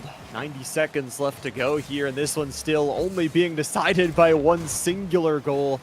Down across the backboard here, True Gamer Leland just trying to hold down the fort as Solar Shelter, another good ring around the rosy shot. Demolitions, car parts flying everywhere, and the hecticness continues. Has not much time left on the clock for this Chartier squad to try and find that response that they need. Ghosts, the interception down the field. Nobody's back. Demolitions and the goal. Oh, man, this is tough. I mean, you can see the pick here, and you can see on the left side of your screen, I mean, Solar Shelter booking it, double timing to try and see if they can close the gap, but all they can really do is sit there, and I'm sure it felt like watch it in slow motion as Trinity going to be able to find themselves a third, a 2-goal lead heading into the final minute. 2-goal lead. They build up the cushion for themselves, and they're feeling good in this first game after that early string of goals and that response, like you mentioned. Chartiers, though, we've still seen the potency of their offense and how many times they have taken the shots towards the net. Speaking of shots, Ghost gets another one very close towards it. But for Chartiers, they could get a couple of quick goals and make this game exciting. Yeah, I mean, they've got the potential to do it, but do they have the ability here today? That's going to be the real question. With Ghost moving the ball forward does make it a little bit harder of a task, but Drizzy Waffles up to the task. You can see does a good job stepping forward, gets the ball for Chartiers Houston. They've got it in possession down here on the offensive side, but the clock not on their side. Now with just 10 seconds and Hudson getting the big clear, it looks like Trinity going to be walking away with game number 1. Looks as such, and they're not walking away empty-handed. True Gamer Leland, an absolute gamer here in this series, and the passing plays as well were just so perfect. Yeah, I mean, just teamwork, making the dream work, getting the ball upfield. Final 3 seconds, basically all but just get to be this last little play, right? Gets sent down to the ground. Trinity walk away with game number 1 and hand Chartiers Houston only their second game loss of the spring thus far. And when you look at kind of the control of those bars, I think especially down towards the bottom, it shows how close this was despite a 4-1 scoreline. It was very, very close between these two teams. Chartiers had some really good opportunities in the shot counter, but Trinity, I mean, we've said it, this squad, their record is very deceiving. They have played at a very high level here in the middle school Division 1, and they honestly could be that dark horse, even at a 3 or 4 seed. If they take this 3-0 victory, they could be looking to take home a trophy at the end of playoffs. Yeah, I mean, they're looking really good here against a team from Chartiers Houston who's kind of gotten to coast their way up into an undefeated. Maybe that's not quite fair, but they've looked very dominant in most of their games here. And for Trinity to come out in that fashion, 4-1, what was it, going up by 2 before Chartiers, no, going up by 3, I'm sorry, before Chartiers Houston was able to find their first, has to have Chartiers sweating just a little bit. So let's see how they respond here in game 2. How they respond in this one could be an exciting game number 2. Drizzy right off the rip, trying to make sure they score first. I think that's very key, not starting in that deficit. Trinity was able to score very quickly at the start of that last game. And it feels like Chartiers was kind of thrown off their game, had to play from that deficit. They could score here first, especially from someone like Solar Shelter, who we saw get the multitudes of shots in that last game, could go their way quickly. Here's Drizzy Waffles trying to close the gap, keep the pressure for Chartiers Houston, but it's a big clear for Trinity down to the opposite side. Ghost follow it up with a nice pass across the field, was looking for Hudson Plays, but Notorious DJ able to be there for the save. Now it's Drizzy Waffles sending it deep down the Trinity side, turns around, shot opportunity, but True Gamer Leland with the save. Save once again. This offense, man, matched by the defense on the other side. My colors clashing, and the offense defense as well here for Solar Shelter. Just trying to carry this one out. I think with the boost here, working together with the teammates, these 50-50s, man, just keep getting crazier and crazier from Trinity. You can tell they've got confidence, they've got skills, and another nice save to get that out of danger. Now they've got to find some way to get the clear here, though, if you're Trinity. You talk about that danger that they're trying to avoid as Chartiers Houston screaming back to defense. All three players there. Hudson Plays off the backboard. True Gamer Leland trying to chase it down, but sends it just a bit wide. Ghost with a touch off the backboard. Keeps it down here in this Chartier zone before Drizzy Waffles able to win the 50. But Hudson Plays able to get the touch. Drizzy with enough to send it towards the corner. Nice back to the corner, though. Still 0-0, man. Still an exciting game number 2. And for Trinity, we've talked about, you know, you won that game number 1, sure. Solar Shelter's shot, by the way, going towards the post. You need to win this game number 2. You want to try and close out this series as soon as possible. Because Chartiers, we've seen their adaptations. We've seen their offense. And if you give them time to cook, they are going to pick out the absolute perfect recipe to battle back. See Ghost with the shot, but gets sent towards the side before Rocket League would even be able to adjust it as a shot. I mean, it was blocked way too far out there. But as for Chartiers, you got to find a way to get it clear here. Ghost has an opportunity, sends one towards the net. But now a counterattack opportunity for Chartiers. They're going to send that wide, though, as well. And again, a couple of shots off target here, but it's been more the defense forcing those positions in which they don't allow the goals to fly on through. Notorious DJ, no boost in the tank, battles one towards the backboard, and Leland flies in at the last second to get a touch off of the backboard with Hudson. Just keeping on the pressure, keeping on the offense, but it's only, Ghost just steals away that ball out of midfield. Oh, but it then gets stolen the opposite way, still down here on this Trinity half of the pitch. A minute and 55 seconds here left, still all tied up at zeros. A little bit less on the offensive production. You had mentioned how this has been a little bit more of a defensive standoff. Still tied up at 0. That's going to be a ball that's lofted, though, towards the net. If it weren't for Drizzy Waffles able to rise up and stop it there. Hudson Plays, prevents that thing from getting much further past the 50-yard line. Shot from Ghost as a save comes across. Save after save. That's what it's been this game, and 0-0 still. The goose eggs up on the board, but it's just been incredible showings of offense, battled back by even more incredible defensive saves on both sides of the pitch.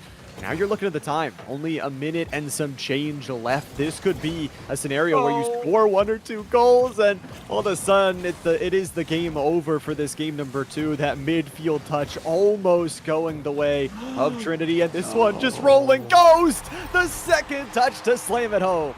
Oh, you saw this ball just dragging across, and you saw a big old empty tank for Drizzy Waffles trying to flip to build the speed, but Ghost has enough to be able to get there first, and Trinity will take their first lead in game number 2 here with 61 seconds left on the clock.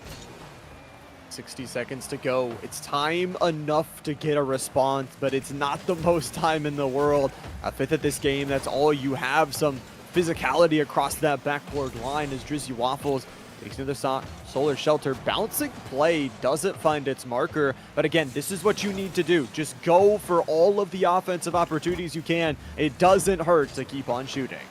Oh, but that's a bounce and a touch that leaves the ball floating in front of the net. Could have been a good opportunity for Chartiers Houston. And again, another ball that's kind of centered here. Notorious DJ rises up and punches it home, and we're all tied up at 1.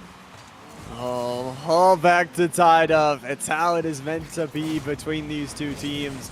Back to square one we go. A beautiful shot at that. 19 seconds left and overtime is here. If we don't get a score in these last little set of seconds, going to immediately be a win from Chartiers on the kickoff. Looking for a floating pass, but they commit all three. Luckily, Solar Shelter does get a touch to the corner, keeping things alive. Down the field with 5 seconds left to go. Could be a steal away. Keep it up off the ground for Motorius. Gives it to the opponents, but we will drop, and it'll almost be there. Zeros on the clock. The rule 0 continuing from both teams, but finally we will go to OT. I was nervous for Chartiers Houston. That is a bold decision to go for the rule 0 when you're on your defensive half, and it looked like Trinity was going to be able to make them pay, but overtime we go. Ghost has a whole lot of open field, but not able to close that gap in time to be able to record the shot. Motorius DJ is going to be able to move this thing past the midfield line. Gets the second touch as well off the side wall, and if it weren't for Hudson Place, that would have been a beautiful shot, leaving the biscuit right in front of the basket. But as for now, for Trinity, you've got to find a way to get the clear. Got to get it out of there, and that they do, luckily just perfectly in time. 30 seconds already recorded here. Solar Shelter, man, no boost to follow up that play. And it has just been, again, absolute barrage. Shot after shot. 8 of those things recorded for Chartiers here in this game. And again, the scoreboard doesn't lie. It's 1-1 right now. It is the next goal to win this game. And like we said, Q, the next goal is probably a big decider of the series. This one, the bounce doesn't go their way. Leland gets the pinch between their opponent, and it flies high. Yeah, but Trinity still has the ball down here deep in Chartier territory. Double commit. Neither player going to be able to get it. Drizzly Waffles can get it past the last player. It's a wide open net. Punches it in, and it's going to be Chartiers Houston tying things up in the series at 1 apiece. 1-1 off of the midfield. Clear and bump.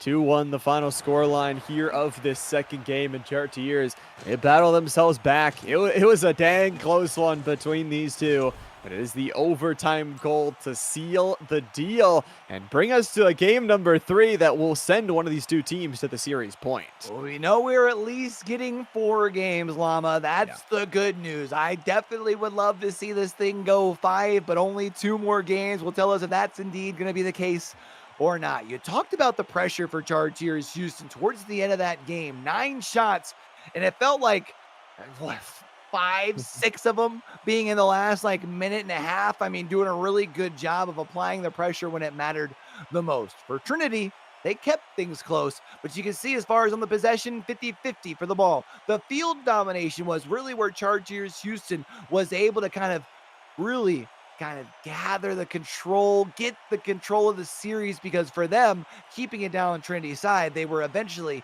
able to find the win. Eventually able to get the job done here, and now with the back and forth in the series, I want to see Chartiers come out swinging in this next game. I mean, a really close one between the two. It took them a late goal to actually get themselves back in that second game. I don't want to be waiting until the final 30 seconds again to try and find that equalizer. We'll see what they can do, though, heading here into game number 3. Well, let's get to it. Scores are back at 0s here, and for one of these teams you had mentioned, Llama, they get to move themselves to series point once these 5 minutes conclude. And the question becomes, which of these two teams is going to be able to put themselves in that position? Drizzy Waffles not able to get the control. True gamer Leland closes the gap quickly, punches it into the back of the net, and it's going to be Trinity with the lead early once more. Lead is there off a beautiful shot there from Leland. Right post bouncer, 17 seconds in, and the to-do list, you check off the first box here for Trinity. Score first. Now, the next thing to do on the to-do list is keep this lead. Don't let Chartiers score. Score another one of your own. Whatever you got to do, don't do this. Motorius DJ 1v3. What a play here. Able to stop it, get the control, pass to gamer Leland, the only one left, and they're just sitting there, and they've got so many options. You've got to choose one, and not the right one there. We're all tied up at 1. Tied back up here, back to where it's been to be. I gotta say, with only 30 seconds off the clock, makes it just that much more exciting. A little bit of team-friendly fire there from Motorius, and Drizzy bounces in towards their own corner.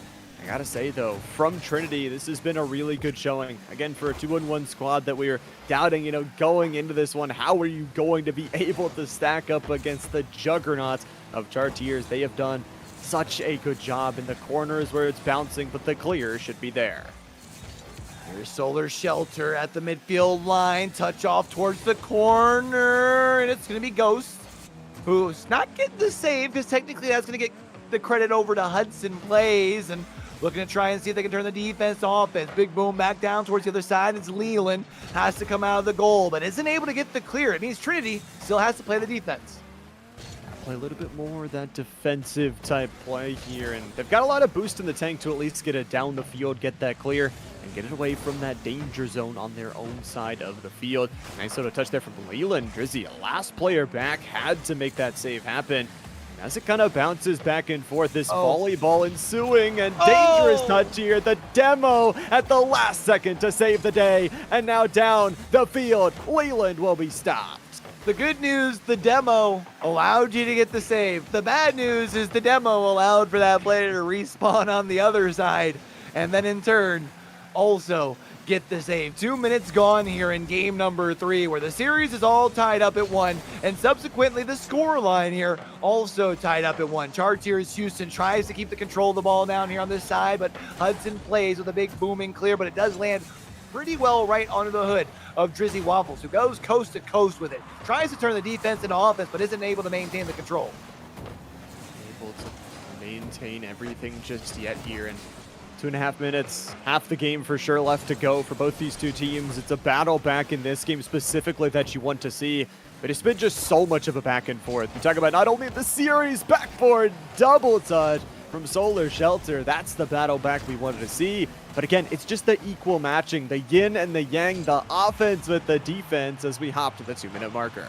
Yeah, you had mentioned about how much their record might have low-key not given them enough credit for Trinity, and we're seeing it here, but Drizzy Waffles is going to be able to take the lead for the Chartiers Houston squad off a nice little self-pass off the sidewall, booming it down past everyone, since we did see Trinity got caught with their hands in the cookie jar.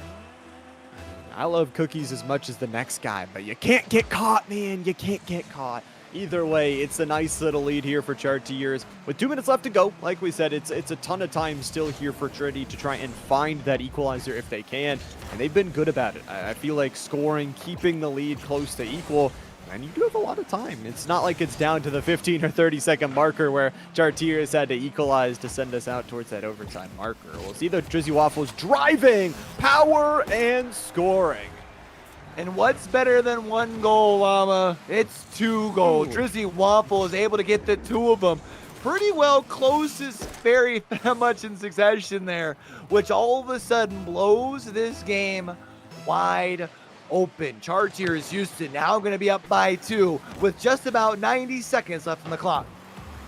90 seconds. It's a lot of time for sure, but 2 goals back-to-back going to be hard to counter with just what we've seen from Chartiers as well, man. They're bringing the offense, the talent. I tell you, down here at the Division I middle school level, it's going to start getting better and better and better. Right now, though, demolition shots. I love the physicality to see here from Trinity. It's going to be 60 seconds left to go, though, as they still need to. You got to find something here. You got to find yourself a first. Hudson plays over 1, trying to get over Drizzy Waffles, but can't quite get it high enough here. And for Chartiers Houston with a clear, that just buys you more time. 50 seconds, now down to 45. A potential shot opportunity from Solar Shelter. But Hudson plays, sends it aside. There's still 40 seconds. You have the ability to it, but can you punch it home? I thought that was going to go down to the opposite side, but it still keeps this game in a 2-goal deficit. Keeping it close. 30 seconds left to go. 2-goal deficit here for Trinity, and it's passing, plays, bouncers, and everything. Chaos in front of the Trinity net, but Trinity, they're in the other net. Oh, the way down the field, and we've got a game. We've got ourselves a game. There's still enough time from a beautiful play from Hudson Plays here. Just able to swoop it up and go coast to coast. 22 seconds for Trinity here to score once more and force an overtime. The kickoff technically technically won by Chartiers Houston as I move it down to this Trinity side of the field. Solar Shelter I thought was going to close the gap, decides not to. That's actually going to be a big whiff, gives an opportunity for Trinity to get the control, but Motorious DJ has an additional touch. 5 seconds here for Trinity. The ball sitting around the midfield line, goes in the air, not able to get the ball touched around here, and it's going to be Chartiers Houston winning a second and putting themselves on a series point. Back-to-back game wins for the Chartiers squad, and only by one is how they took it. These two teams, I tell you, giving us an absolute show in this final series of the day. It does give Chartiers, like you said, that kind of game advantage in that series point. They're only going to need one more to try and close things out. For Trinity, though, this is an opportunity to show once again, our record does not mean that we're just 2-1. Our record means we are here to fight. We're battling for every playoff spot, and you've got to win this fourth game if you want to force a game 5. Yeah, the one thing that I've seen here, looking at this like post-match little breakdown over the course of these last 3 games, those 3 bars at the bottom, Llama, have slowly worked their way further and further over towards the left. Chartiers Houston seems to have made the adjustments for this Trinity, not only their offense, but their defense as well, being able to make sure they're not only controlling the ball, but controlling the pitch here. It's going to be up to Trinity to find a 180 heading into game number 4 and be able to send us to a 5th and final game. I would love to see us going to a 5th and final game. Would be exciting for sure, as the players playing patient here. Looks like waiting for everybody to hop on into this one, and possibly Trinity missing one of their players. Don't know if we're dealing with a disconnect or something, but currently playing with a 2v3. It looks like Leland back in the game, and Chartiers trying to take advantage of this 2v3 scenario, but they don't get a goal pickup. Yeah, not able to do so, and now Trinity's back up to full power here. You love to see that it didn't take long. Last thing that you would want to have to play this thing out as a duo. Drizzy Waffle is going to be able to stop this attack from Trinity. Now trying to go the opposite way with it off the corner, but now with that pinch, it's going towards the opposite goal. I love these clears, man. Trinity so many times giving me a heart attack every single time they get one of those defensive touches. I love the physicality too. I think we've talked about it time and time again. Those demolitions just create so many open opportunities for yourself. With already a minute off of the clock, though, still tied up. And that's how it's been for, it feels like, a majority of this series. Waterfall is perfect, but unfortunately there's no one sitting at the bottom of it. Now here for Ghost, they're moving the ball forward here. Remember, Trinity, they need the win here in game number 4. True Gamer Leland goes for the shot opportunity off the top woodwork, and now it's trying to close the gap here. Ghost gets the save, followed up from additional shot off the rebound from Notorious DJ, and Chartiers Houston gonna take the lead. Lead is theirs, a 50-50 play on the other side of the field. Sends it all the way down and puts it in that blue net. Chartiers in the lead off of the passing play. Trinity has a chance to try and get this response. You think back to game 1 when that offense was high flying. It's going to be a little bit of an extra touch and passing play. Chaos ensues in front of the Trinity net. But back towards the corners where things will calm down a little bit more for Leland and the rest of the squad, just trying to find those passing plays, find where they found that success in that first game. That's what it's all about here in this 4th game as well. And now it's going to be a shot opportunity followed up from Solar Shelter. The rebound off their own miss. It's the second effort, the small things that separate the good teams from the great teams. And this Chartiers Houston team, man, are they great. They've won 2 in a row, looking to make it 3 in a row, completing the gentleman's sweep. And 3 minutes and 10 seconds are the only thing that are left from them doing just that. Got to hold on to this lead. They're looking good while doing it. And like you said, the momentum definitely in their court. Ghost's long-range shot, backboard, double touch, bar down, and unfortunately does fall its way on out. 3 minutes under now, and gotta say, Trinity, they are still fighting. They are not done. They want to battle for every single inch here in this series and in this game. Ghost is playing out of their mind. Contest leaves it for the teammate, and a battle back to Chartier pickup on the possession side. And we're now halfway through game number 4 here, Llama. Chartiers Houston have done a really good job asserting themselves into this game. That means so much as far as for Trinity and their placement heading into the playoffs. And they've done a good job of making sure that they can control what they can control. However, this is going to be an own goal here as it is going to get pushed in by a Chartiers Houston player. It's going to be pushed in by Drizzy. Oh, actually, you saw the blue trail. It's just from Ghost. The bicycle kicks was punched it home. Yeah, put it in reverse there. Put it in the net. And I was just mentioning how fast Ghost has been playing, looking for every single disruptive touch across that defensive goal line. They have found it. Trinity now with an opportunity to try and equalize, and 2 minutes left to go to try and find that equalizer as well. It's going to be Motoris just giving it away. Ghost off the backboard. Passing play a little bit too short. Hudson plays not able to get there in time. And gotta say, Chartiers, they need to slow down this game. Trinity is speeding up the pace. Yeah, Trinity's trying to see if they can just assert themselves by playing faster, but faster doesn't always necessarily mean that it's in control and able to find the results that you're looking for. We're up to what could potentially be our final 100 seconds here for regular season action on the mainstream for our middle school Rocket League. And it's Motorious DJ in the corner, gonna try and get the control. I think was looking for Drizzy to move forward, but Drizzy already committed to the rotation of defense. On that rotation, already sent themselves on back. Still time left to go here to try and push those rotations a little bit far forward off the crossbar. Solar Shelter passing play rebuilds that lead. Able to re-extend the lead to Drizzy Waffles this time with the passing play. And gotta point out, over on the side of Solar Shelter, when it matters the most, 100% goal participation across the three of them. And it's 70 seconds left. Trinity needs to get cooking. Get back in the kitchen. Got to start putting the vegetables in the pot and start that stew going. I guess you've only got 60 seconds on that oven timer to try and make something nice here. And of course, for Chartiers, they're just going to hold on to this possession. Nice little aerial touch from Motorious DJ. It doesn't find its way in, but every single one of those long touches just burns more time. The cooking is getting towards that burnt factor, and another good clear down the field. Trinity only has a few more possessions to try and take advantage of. Yeah, they don't have too much time here. They've got to figure something out, and it's got to start with getting out of their defensive half here. I mean, they're over here on this side. They've got to score twice, and they've only got 20 seconds to do so. The 10-second rule technically still applies. There's an opportunity here, but Motorious DJ comes in with a big save. The ball still going to be in front of the net here if you can be able to chase this thing down, but another big clear, and that should pretty well seal the deal for Chartiers Houston.